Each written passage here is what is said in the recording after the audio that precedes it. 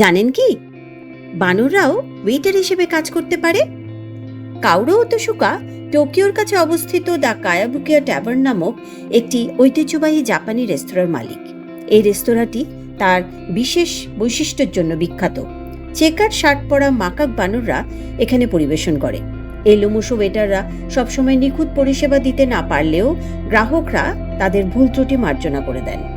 তাদের প্রচেষ্টার জন্য বানরদের কলা এবং সয়া বীজ দিয়ে পুরস্কৃত করা হয়।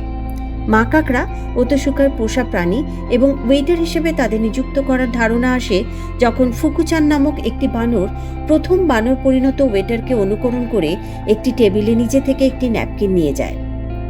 ওতোশুকার বানরদের সাথে গভীর সম্পর্ক। 30 বছর ধরে এই বানর ওয়েটাররা দ্য কায়াবুকিয়া ট্যাভার্নের একটি আনন্দদায়ক এবং স্বাতন্ত্র্যমূলক বৈশিষ্ট্য হয়ে উঠেছে। তারা গ্রাহকদের ক্রমাগত আনন্দিত করে চলেছে।